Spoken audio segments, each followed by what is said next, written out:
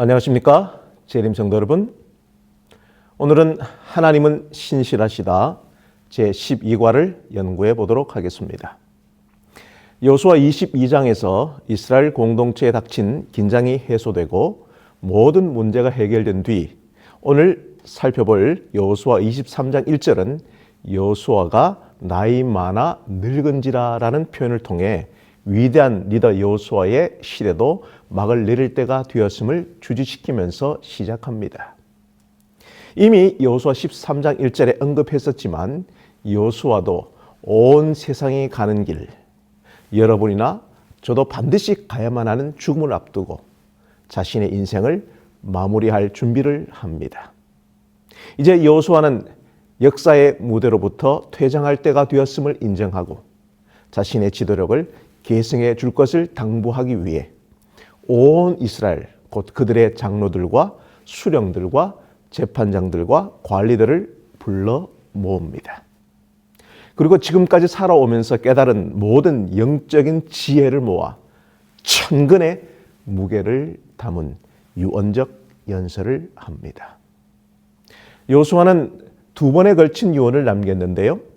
첫 번째 유언인 여호수아 23장에서는 이스라엘의 지도자들을 향해 오직 하나님만을 사랑하고 섬겨서 이스라엘의 미래를 대비하라고 촉구했으며, 다음 주 13과에서 다룰 여호수아 24장에서는 전 이스라엘 백성들을 한자리에 모아놓고 공적인 언약 갱신의 형식을 빌어 마지막 유언으로 과거에 행하신 하나님의 신실하신 행사를 돌아보며 섬김을 받으시기에, 예배를 받으시기에 합당한 분이 누구신지를 결정하도록 촉구했습니다. 자, 이번 과는 여호수아가 이스라엘의 지도자들을, 리더들에게 들려주는 최후의 도전적인 권고를 담고 있는 여호수아 23장을 중심으로 살펴보려고 합니다. 여호수아 23장에서 여호수아는 이스라엘의 지도자들을 불러 모아 자신의 사후에 미래의 이스라엘이 안고 있는 위험을 미연에 방지하기 위해 이스라엘 자손에게 하나님과 맺은 계약적 명령을 준수하라고 촉구합니다. 그래서 여호수아 23장 1절에서 8절은 첫 번째 촉구를 담고 있고요. 9절에서 13절은 두 번째 촉구, 14절에서 16절은 셋째 촉구의 내용을 담고 있습니다.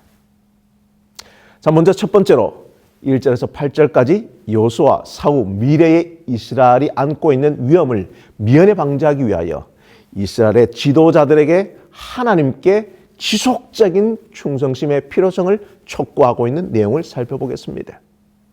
여호수아 23장 1절과 2절은 여호수아의 생물학적인 노세 상황이 발생시키는 미래에 닥칠 잠재적 위기 상황을 언급하고 있습니다. 여기서 잠재적 위기 상황이란 무엇일까요? 3절에서 역사적 관점으로 여호수아가 그동안 여호와 하나님께서 이스라엘을 위해 싸우셨음을 강조하고 승리하게 해주신 사건들을 회고합니다. 이후 4절과 5절은 여호수아와 엘라살의 지도 아래 가나안 땅 전체에 걸쳐 이루어진 도상 분배와 정복의 성취 과정을 언급하는데, 4절은 가나안 정복이 거의 완료된 것처럼 말하고 있습니다. 자, 그런데 5절은 이미 멸한 모든 나라들이 여전히 가나안 땅에 잔존해 있는 다른 상황을 보여주고 있습니다.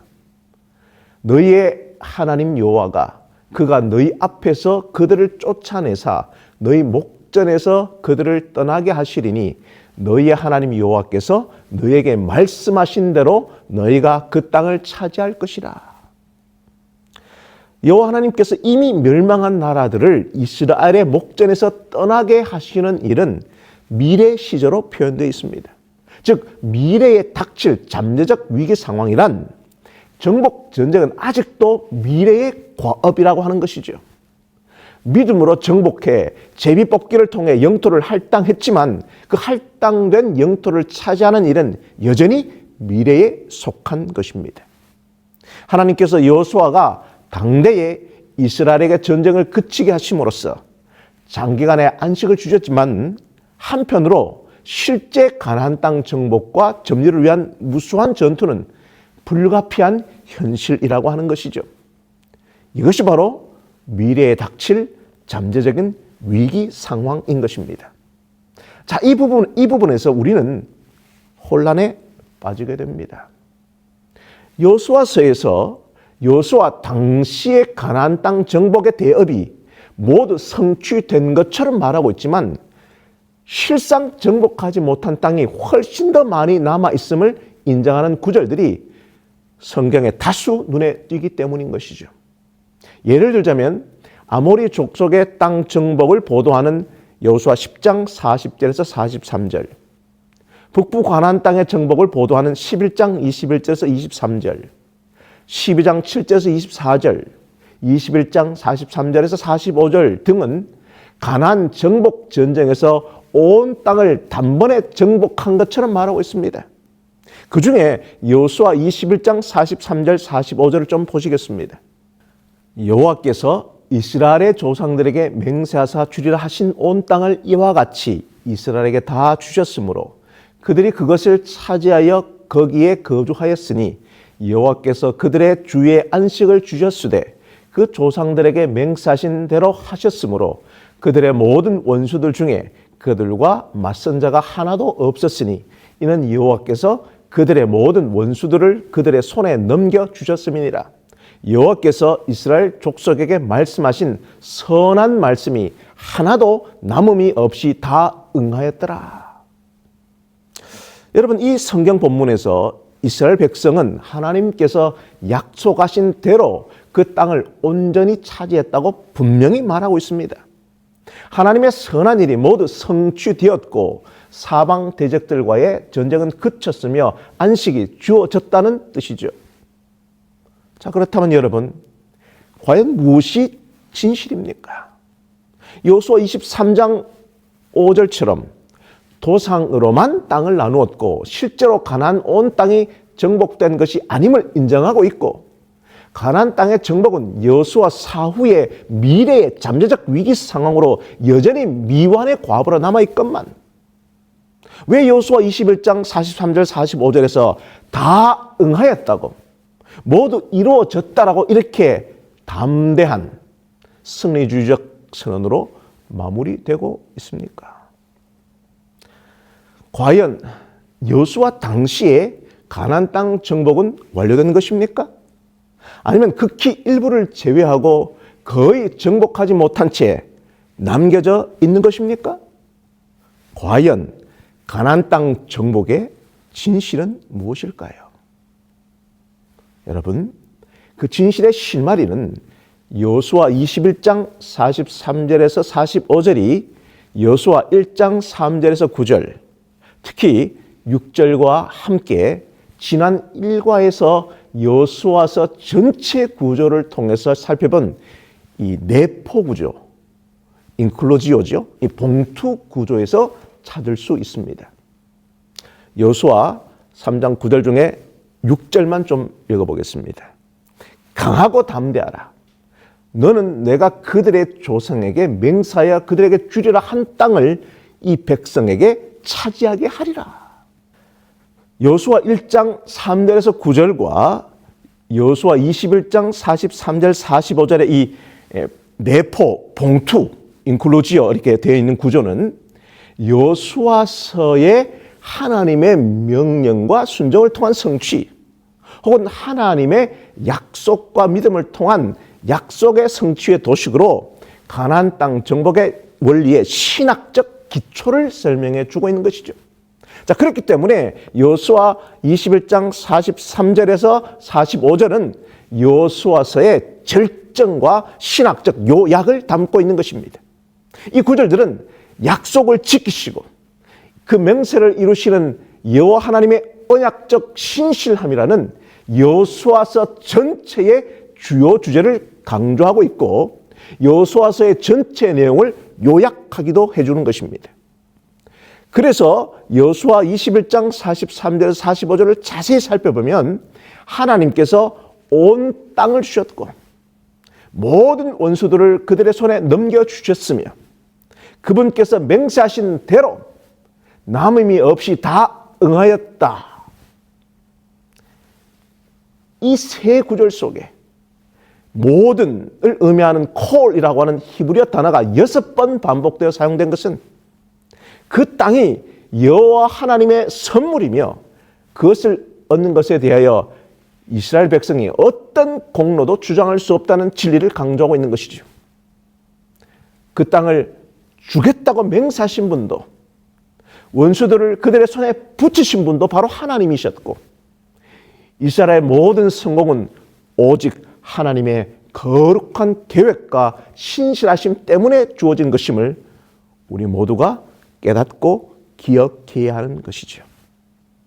자, 그렇기 때문에 이스라엘 백성은 결코 적들을 이긴 승리와 그 땅을 유업으로 받은 것을 자신의 공로로 주장할 수 없으며 오직 하나님께서 약속하신 말씀에 대한 하나님의 신실하심을 통해 가능케 된 것을 항상 기억해야 하는 것입니다. 더 나아가 이 원칙은 우리의 구원의 사역에도 동일하게 적용되는 것입니다. 신약의 여호수아서인 이 에베소서 2장 8절에서 9절을 좀 보겠습니다. 너희는 그 은혜에 의하여 믿음으로 말미암아 구원을 받았으니 이것은 너희에게서 난 것이 아니요 하나님의 선물이라. 행위에게서 난 것이 아니니 이는 누구든지 자랑하지 못하게 함이라. 그러므로 우리는 여호수아서를 읽으면서 여호수아서의 진짜 주인공이자 원형이신 우리에게 한 약속을 신실하게 지키시는 하나님을 발견하고 우리는 만나야 하는 것이죠. 그래서 사도 바울도 디모데후서 2장 11절에서 13절에서 자신이 경험한 신실하신 하나님의 성품을 이렇게 강조해 주고 있는 것입니다. 우리는 미쁨이 없을지라도 주는 항상 미쁘시니 자기를 부인하실 수 없으시리라. 또한 여러분 교회 증언 2권 122페이지의 권면의 말씀을 보겠습니다. 여호수아보다 위대하신 분이 이스라엘의 군대를 지휘하고 계신다. 한 분이 우리 중에 계신데 그는 구원의 대장이시다. 그분은 우리에게 격려의 말씀을 하셨다. 볼지어다 내가 세상 끝날까지 너희와 항상 함께 있으리라. 담대하라 내가 세상을 이겼노라. 그분은 우리를 확실한 승리로 이끌 것이다. 하나님께서 약속하신 바를 그분께서는 끝까지 지키실 수 있다. 그리고 그의 백성들에게 주신 사업을 그분이 그들을 통하여 이루실 수 있다. 자, 여러분 다시 한번 정리하지만 여호수아 1장 3절에서 9절이 여호수아 21장 43절 45절에 의하여 봉투 구조를 통하여 확정된 것은 여호수아와 그의 세대가 모세가 남겨준 신명기 하나님의 율법을 온전히 좇았기 때문인 것입니다. 그래서 여호수아서는 하나님의 나라의 확장의 필수 가결한 인간적인 책임은 하나님의 율법에 대한 순종임을 내포구조, 봉투구조를 통하여 명확하게 가르쳐 주고자 하는 것이죠. 자, 그러므로 가나안 땅 정복의 진실은 가나안 정복의 실증적, 실제 역사적 성취와 관계없이 하나님의 율법에 대한 전적인 순종이 하나님 나라의 지상 확장과 정착의 결정적인 원칙이며 여호수아서의 신학의 원리도 모세 오경에서처럼 하나님 나라를 하나님의 약속과 명령에 대한 인간의 능동적인 믿음과 순종을 통하여 통치권을 확장해 가는 것임을 보여주고 있는 것입니다. 그래서 실제로 가나안 땅의 정복의 대업이 여호수아 당대 이루어지지 않았을 가능성이 있다고 하더라도 여호수아서는 여호수아 21장 43절에서 45절의 그 낙관적인 진술처럼 여호수아와 이스라엘 백성의 순전한 순종과 믿음이 있다면 가나안 땅 정복은 한 세대 안에 실현될 수 있다는 신학적 진실을 선포하고 있기에 아직도 정복해야 할 민족과 땅들이 남아있는 현실이지만 이스라엘에게는 승리는 이미 성취된 불변하는 현실이 아니라 하나님께서 도우실 것을 신실하게 끊임없이 의지할 때 언제나 얻을 수 있는 가능성이라는 차원에서 이 성경 구절을 이해해야 하는 것입니다. 자, 그렇기 때문에 성경을 보시면 여호수아 세대의 순종에 대한 강조는 사사기 세대의 불순종과 도식적으로 대조를 이루고 있는 것입니다. 율법에 순종하고 12지파의 통일적인 정복전쟁 참여에 한 여호수아 세대는 가나안 땅 전체를 정복했지만 율법에 대한 불순종, 지리멸렬한 지파 분열, 지도력의 결핍 등으로 특징되는 사사기 시대는 가나안 땅 정복에 엄청난 좌절을 겪게 됩니다. 그래서 사사기 1장 1절의 시작은 여호수아가 죽은 후에 이스라엘 자손이 여호와께 여쭈어 이르되 우리 가운데 누가 먼저 올라가서 가나안 족속과 싸우리까라며 미래에 닥칠 잠재적인 위기 상황을 암시하면서 사사기는 시작되는 것이죠. 자, 그렇다면 이번 과의 성경 본문인 여호수아 23장 6절로 돌아와서 다시 한번 좀 정리해 봅시다. 미완의 가나안 정복 대업을 목전에 두고 있는 여호수아는 가나안 땅을 실제로 정복해 그 땅에 정착하기까지는 전쟁이 불가피하므로 여호수아 자신에게 주어졌던 여호수아 1장 3절에서 9절의 말씀, 강하고 담대하라. 너는 내가 그들의 조상에게 맹세하여 그들에게 주리라 한 땅을 이 백성에게 차지하게 하리라는 가나안 정복 전쟁의 전투 매뉴얼 FM, 그 전투 교범을 다시 사용하여 이스라엘의 리더와 지도자들에게 모세의 율법을 지켜 행하라고 하나님 한 분께만 지속적으로 충성을 드리고 가나안의 그 다신교적 유혹과 위협을 이겨내라고 촉구하고 있는 것이죠.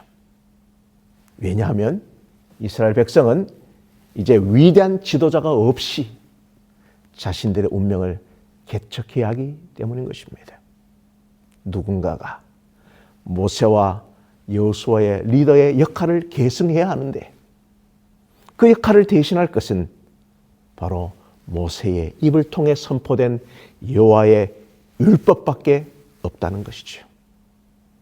그래서 이스라엘의 리더들에게 크게 힘써 모세의 율법에 기록된 것을 모두 지켜 행함으로써 자기 자신의 그 비하적 평가에도 빠지지 말고 자기의 과장적인 헌과 자기 과신에도 빠지지 말며 항상 하나님의 율법에 전적인 순종을 드리고 좌로나 우로도 치우치지 않고 오로지 하나님의 명령에 전적으로 자신을 결박할 때 가나안 정복이라는 미완성의 완성을 위한 강한 용사가 되고 전사로 성장하게 된다는 메시지인 것입니다.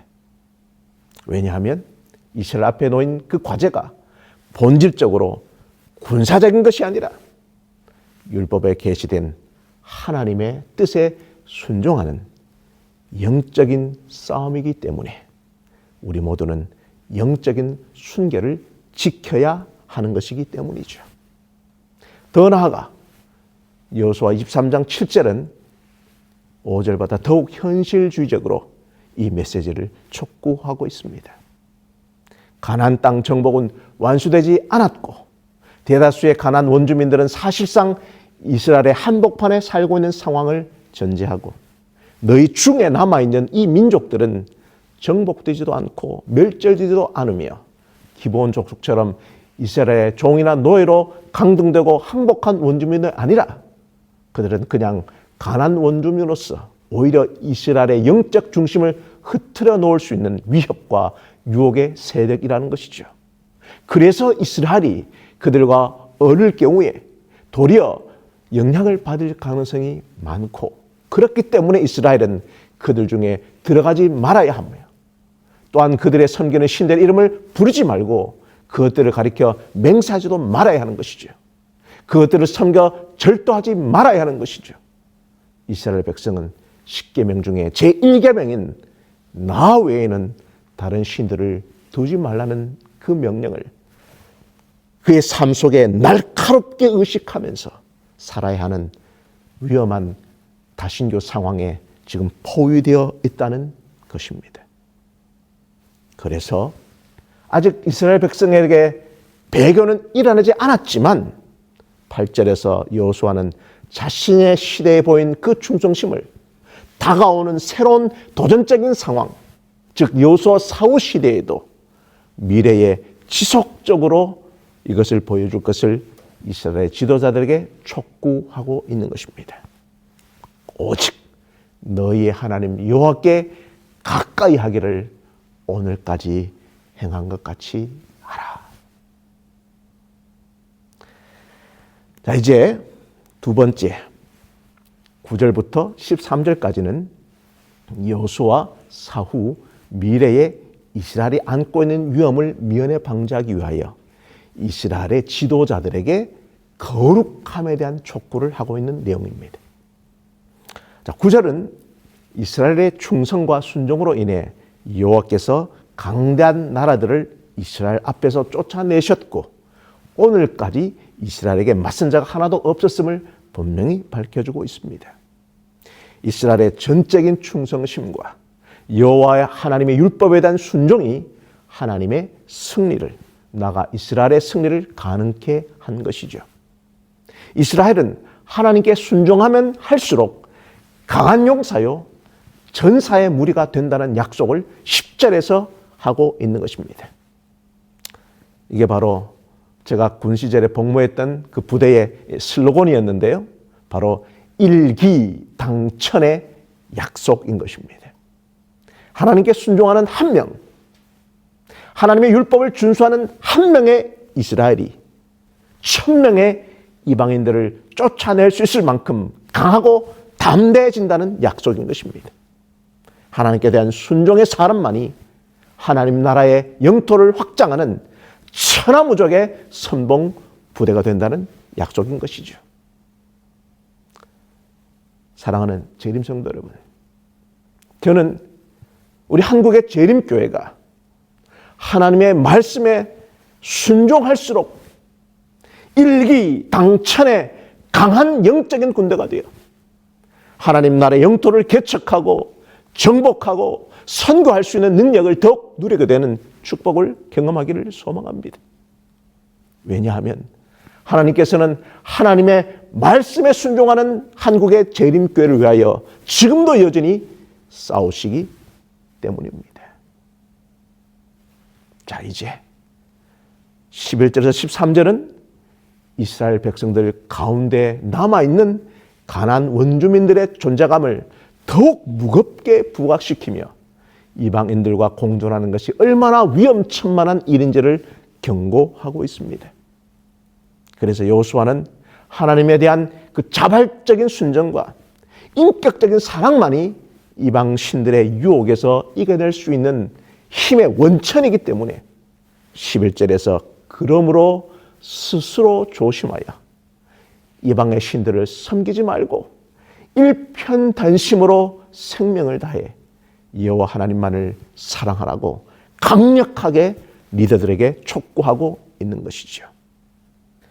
12절은 이스라엘 백성들이 아직도 가나안 땅에서 살고 있는 이방 민족들과 더불어 통혼하고 깊이 왕래하여 영적 신앙적 정체성을 상실하거나 희석하게 되면 하나님의 대응은 그들의 영적 일탈과 배교를 더욱 악화시킬 것이라고 말해주고 있습니다. 왜냐하면 이스라엘 백성 스스로 거룩한 백성에게를 거절한 것이 되어 하나님께서 이스라엘 백성들을 강압적으로 거룩하게, 강압적으로 의롭게 할 수 없으시기 때문이죠. 그래서 13절은 스스로 거룩한 백성으로 살기를 거부하는 이스라엘에게 주어지는 언약적 저주를 매우 생생한 시각적 언어로 선포하고 있는 것입니다. 이 표현을 하나님의 시적 복수, poetic justice라고 하는데요. 신명기 29장 30장에서 모세가 이스라엘의 미래를 내다보며 내린 메시지와 매우 유사한 성격을 가지고 있는 것입니다. 그래서 제가 13절의 경고의 말씀을 좀 우리가 받아들이기 쉽도록 좀 의역해서 좀 읽어보도록 하겠습니다. 이스라엘이 이방인들을 복속시키거나 축출하지 않는다면 확실하게 알아둬. 그들은 이스라엘 가운데 남아서 너희들이 하나님께 전적으로 충수하고 섬기며 예배하는 일을 심각하게 방해하거나 좌절시키는 올무와 덫과 같은 내부의 적이 될 거야.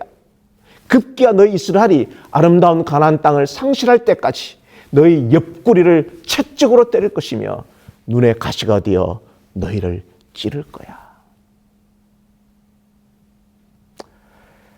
자, 세 번째. 14절에서 16절까지 여호수아 사후 미래의 이스라엘이 안고 있는 위험을 미연에 방지하기 위하여 이스라엘의 지도자들에게 미래의 선택을 촉구하고 있는 내용을 좀 살펴보도록 하겠습니다.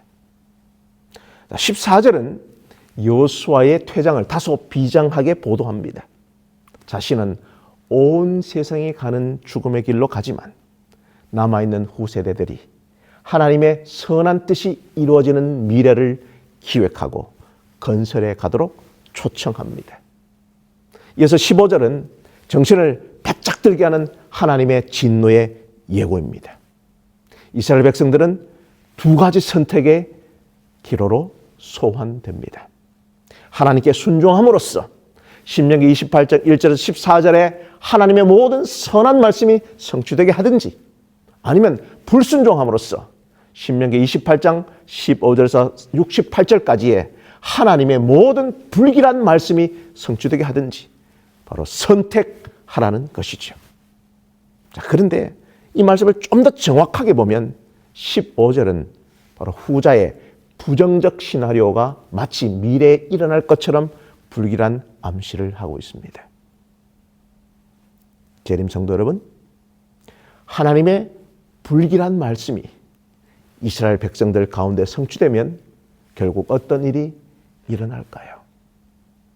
하나님께서 아름다운 땅에서 이스라엘 백성들을 멸절시키는 것입니다. 16절은 속히라는 단어를 강조하면서 15절의 부정적 시나리오를 더욱 구체화시키는 세부 시나리오를 말해주고 있습니다. 만일 너희가 너희 하나님 여호와께서 너희에게 명령하신 언약을 범하고 가서 다른 신을 섬겨 그들에게 절하면 여호와의 진노가 너희에게 미치리니 너희에게 주신 아름다운 땅에서 너희가 속히 멸망하리라 하니라. 여호수아는 이 간단한 유언적 연설에서 가나안 땅을 13절, 15절, 16절에 세 번이나 아름다운 땅이라고 명명했습니다. 하나님께서 떨기나무 불꽃 가운데 모세를 불렀을 때 이스라엘을 아름다운 땅으로 인도해 들이시겠다고 출애굽기 3장 8절에 약속하셨죠. 여호수아와 갈렙은 40여간의 정탐을 끝낸 후 가나안 땅을 아름다운 땅이라고 민수기 14장 7절에 묘사했고요. 모세도 고벨사에서 10번 이상을 신명기 설을 보시면 아름다운 땅이라고 언급했습니다. 성도 여러분, 요점은 자명합니다. 이 불길한 암시의 핵심은 하나님께서 주신 이 아름다운 땅에 굳게 뿌리 내리는 일은 물리적으로, 군사적으로 정보가 있지 않고 하나님의 마음속에 영적인 우리의 장막을 쳐서 하나님과 깊고 지속적인 교제와 연합을 우리가 이루지 못한다면 가나안 정복과 그 땅의 점유는 영원히 불가능한 꿈이 될 것이라고 여호수아는 이스라엘의 지도자와 리더들에게 다가올 우리의 미래를 선택하라고 강력하게 지금 촉구하고 있는 것입니다. 재림 성도 여러분, 그러므로 여호수아서의 이 실제적 메시지는 하나님께서는 그의 약속을 지키시는 신실하신 분이시기 때문에 하나님의 종들이 하나님을 신뢰하고 하나님의 말씀에 순종하면 미래에 그들이 성공할 수 있도록 도우시리라는 것이죠. 그래서 히브리서 3장과 4장에 하나님께서 그의 자녀들을 위해 지금 부요한 기업을 가지고 계시며 그들은 믿음으로 그것을 차지할 수 있다고 상세히 설명해 놓은 것입니다. 성도 여러분, 우리는 그동안 여러 종류의 사람들을 보아왔습니다. 대부분의 사람들은 아직도 애굽의 속박 아래에 있어서 예수 그리스도를 믿음으로 구원받아야 할 필요가 있는 사람들이죠. 또한 그런가 하면 그리스도를 믿고 구원은 받았으나 믿음으로 그들의 기업의 경내에 들어가지 못했기 때문에 불신이라는 광야에서 헤매고 있는 사람들도 있습니다. 또 어떤 사람들은 그 기업을 조금 맛보기는 했으나 하나님과 세상 사이의 경계선에서 양다리로 살아가는 것을 더 좋아하는 부류들도 있습니다.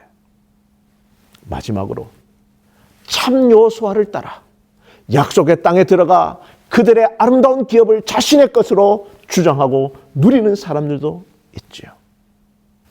재림 성도 여러분, 요단강을 건너 약속의 땅에 들어간다는 의미는 죽음 이후에 천국에 가는 것만을 의미한다는 것이 아님을 기억하시기 바랍니다. 그것의 의미는 자아와 옛 생명에 대해 죽고 지금 여기서 우리의 영적인 기업으로 들어가 여호와 하나님을 섬기고 하나님을 영화롭게 하면서 하나님의 축복을 마음껏 누리는 것을 의미하는 것입니다. 그것은 바로 히브리서 4장과 5장에서 말하는 그의 안식에 들어가는 것이죠. 우리는 우리의 이 영적 부요함을 우리의 것으로 취하지 못했기 때문에 여전히 곤궁한 백성이요, 우리의 여호수아신 예수님께서 우리를 승리로 이끌어 주실 것을 믿지 못했기 때문에 여전히 영적으로 피한 백성들로 살아가는 것입니다. 우리들 중에 너무 많은 사람들이 그 산지를 자신의 기업으로 주장하고 그곳에 사는 거인들을 물리친 갈렙처럼 살아야 할 때에 여전히 아간처럼 하나님의 것이나 훔치면서 우리는 살고 있는 것이죠. 그러므로 사랑하는 재림 성도 여러분, 현재 우리 교회에서 가장 필요한 일은 하나님의 백성들이 자신들의 불신 속에서 방황하거나 축복의 그 경계선에서 살아감으로써 얼마나 많은 것을 놓치고 있는지 그 실상을 깨닫는 것이며 다가올 미래에 그 불길한 말씀이 우리에게 임하지 않고 선한 말씀이 우리에게 임하도록 신실하신 하나님의 약속을 자기의 것으로 주장하며 자신들의 아름다운 땅인 그 영적 기업의 경내로 들어가기로 선택하고 결단하는 것입니다. 재림 성도 여러분, 지금까지 살펴본 여호수아 23장에서 여호수아는 그의 사후 이스라엘에게 닥칠 미래의 잠재적인 위험을 염려하며 지도자들, 리더들에게 간곡히 촉구합니다. 왜냐하면 지도자들은 특권만 있는 것이 아니라 책임을 지는 사람들이기 때문이며 지도자들의 가장 중요한 책임은 시세를 아는 것, 즉 공동체의 미래에 관한 것이기 때문이죠. 더 나아가 우리 모두는 가정과 같이 어떤 형태이든지 한 공동체의 책임을 지는 지도자라는 정체성을 인식하고 아래에 제 나름대로 재구성한 여호수아 23장의 여호수아의 유언적 메시지를 겸허히 들어주시기를 요청합니다. 이제 지난 2025년에 수많았던 영적인 전투를 치르느라 지쳐버린, 또한 다가오는 2026년을 불확실하고도 막연한 두려움으로 맞이하고 있는 성도들을 섬기기 위하여 부르심을 입은 모든 지도자들, 특히 이번 한국연합회 총회를 통하여 새로이 부르심을 입은 지도자들과 2026년에 새로운 사역지로 부임할 지도자들에게 간곡히 촉구하는 이 노송 여호수아의 그 스완송을 경청해 주시기를 부탁합니다. 사랑하는 재림교회 공동체를 섬기는 지도자 여러분, 첫 번째로 겸손하십시오. 지도자들은 살 만큼 살았고 알만한 것은 이미 다 아는 사람이며 남보다 많은 특권과 능력을 가졌고 그렇기 때문에 대부분 자존심이 셉니다. 그래서 여호수아는 이 기라성 같은 이스라엘 민족의 지도자들에게 가장 먼저 권면한 것은 바로 겸손이었습니다. 지도자들이 가장 쉽게 빠질 수 있는 함정은 바로 교만이기 때문이죠. 가장 드러나는 존재이기 때문에 자신들이 모든 것을 다 해낸 것처럼 착각하기 쉽습니다. 사실은 수많은 사람들이 구석진 곳에서 주어진 책임을 다했고 뮤나 고우나 전임자들이 뿌려놓은 시들이 있었으며 그 모든 일 뒤에 하나님이 계셨기 때문인데 많은 지도자들은 마치 혼자 다 이룬 것처럼 착각합니다. 여호수아는 여호수아 23장 3절 5절에서 지도자들에게 이스라엘 민족의 과거와 현재와 미래의 사활이 하나님의 도우심의 손길에 달려있음을 상기시켜 줍니다.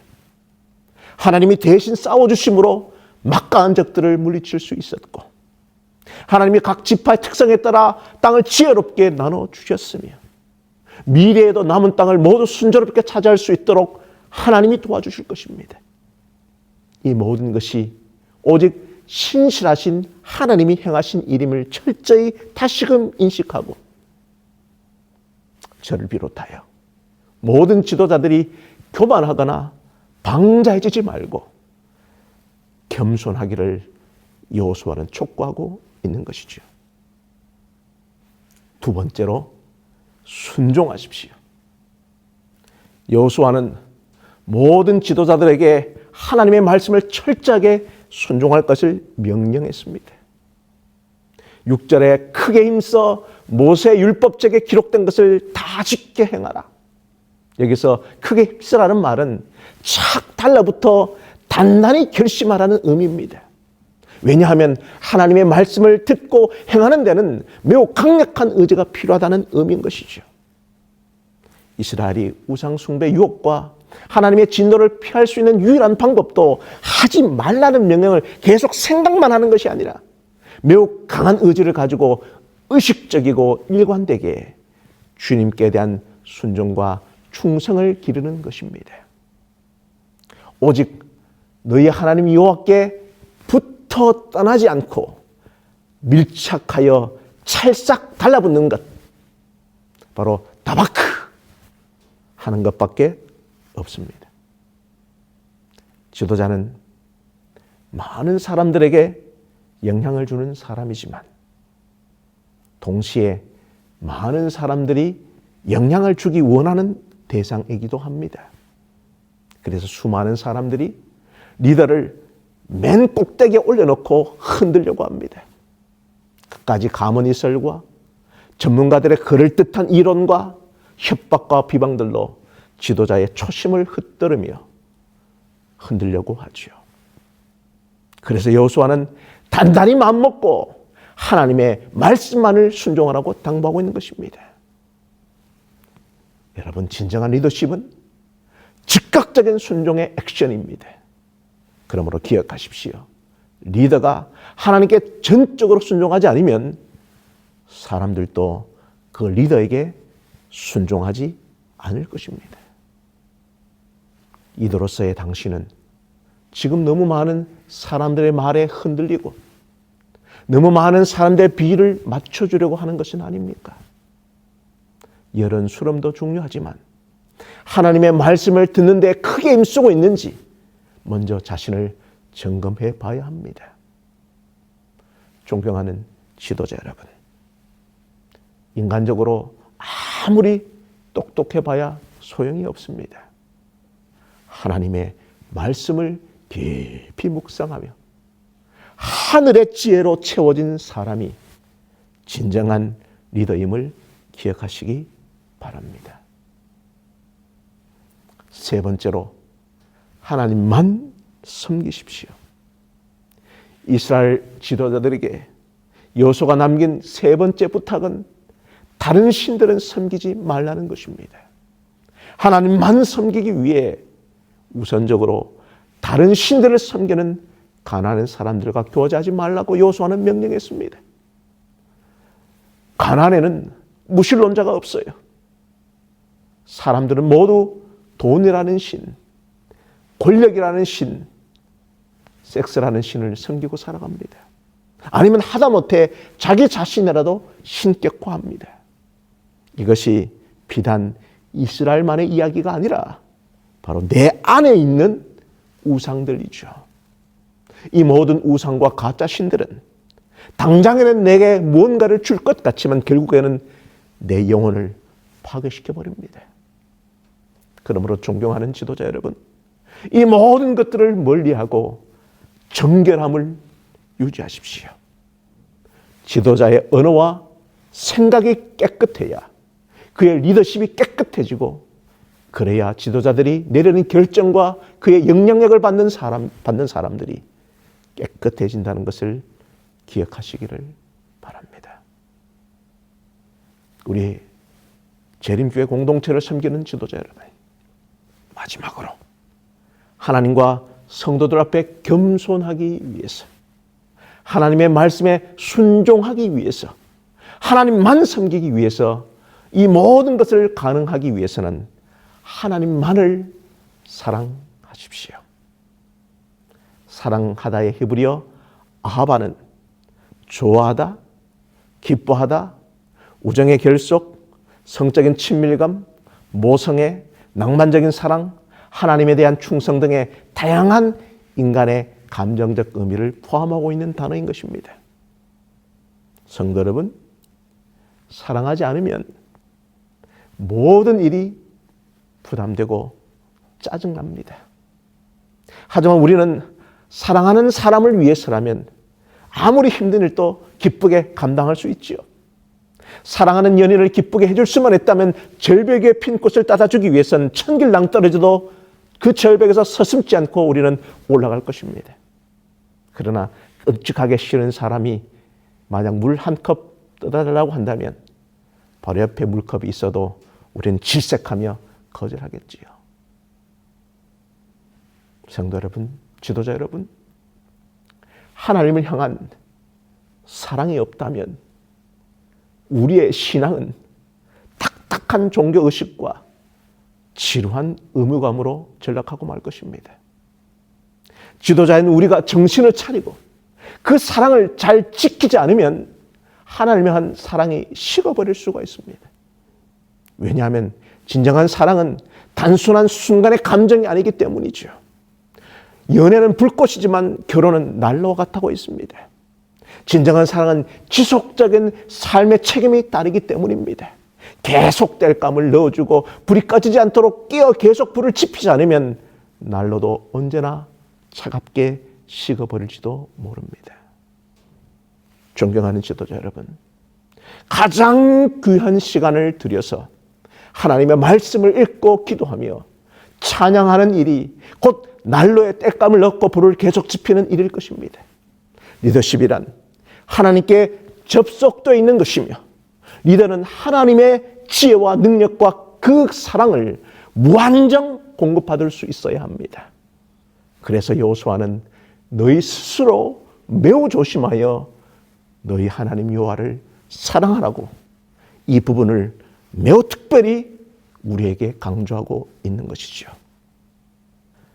사랑하는 지도자 여러분, 지금 우리 모두가 갈급하는 리더십은 어떤 리더십일까요?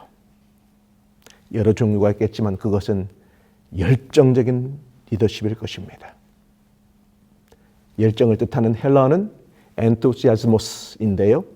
영어 enthusiasm의 어원으로 바로 하나님 안에 entheos라는 뜻을 담고 있습니다. 그러므로 열정이란 말을 헬라어로 풀어내면 하나님이 그 상황 속에 함께 계신다이기에 진정한 열정은 하나님이 함께 계심을 느끼는 것입니다. 그러므로 최고의 열정은 하나님의 임재와 그 사랑을 확신하는 리더의 가슴에서 폭발하는 것이죠. 존경하는 지도자 여러분, 기억하십시오.